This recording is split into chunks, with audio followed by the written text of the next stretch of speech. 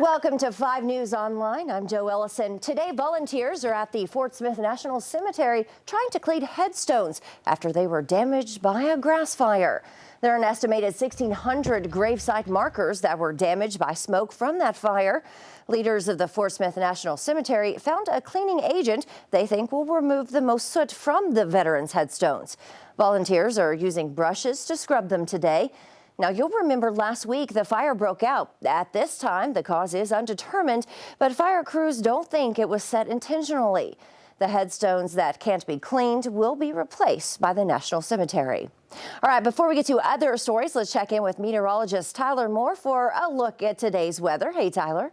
Hey, Joe. Yeah, beautiful weather on this Tuesday. Breezy, sunny, and warm temperatures well into the 60s, even some more lower 70s for the River Valley. It is breezy, though. We've seen gusts as high as 35 miles per hour.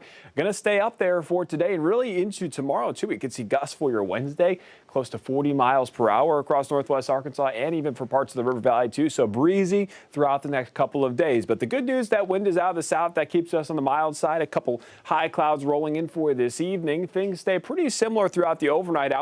Temperatures by the time you wake up for your Wednesday morning, 50s. Not a bad start to the day with more cloudy skies. Most of Wednesday will be dry. It's Wednesday evening into Wednesday night. We'll see the chance for scattered showers and storms to pop up across northwest Arkansas and the River Valley. That continues through Thursday morning. There is the chance one or two of those storms could be on the stronger side, looking mainly into eastern Oklahoma with the highest chance of a level 2 risk for severe weather there. But we're still watching the entire area for that low chance for a strong to severe thunderstorm. But again, this continues Wednesday evening into the overnight hours all the way into Thursday morning. Then the backside of the system moves in and that temperature drops across the area. We're going to go from the 50s during the morning hours on Thursday all the way into the 20s and 30s, and even the chance for a light wintry mix across northwest Arkansas. We'll watch that for Thursday evening and your Thursday evening commute. Then after that, weather's quiet into the weekend. Temperatures, Joe, looking great for Saturday and Sunday into the 60s.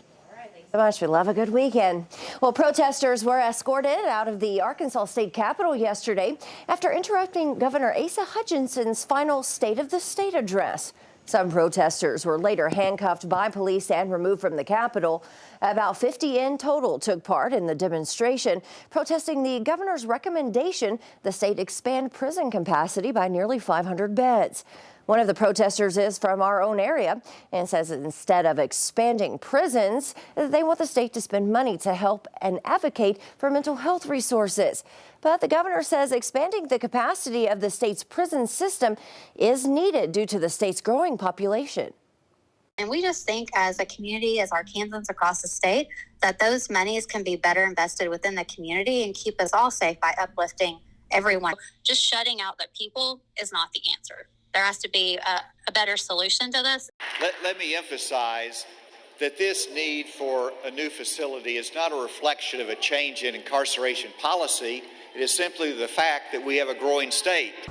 Legislators will reconvene again today to dive into the nearly 100 budget bills presented to each chamber during this fiscal session. Also today, Governor Hutchinson is giving a live briefing on the state of COVID in Arkansas. Now, this is part of his weekly talks. You can watch it live on our 5 News YouTube page. That's at 1:30 today. The replay will be there as well, just in case you miss it. And a newly released poll is revealing how voters in Arkansas feel about the governor's race.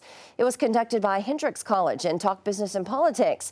There are less than 9 months to go until the election, and the poll found Sarah Huckabee Sanders has a sizable lead over the other candidates.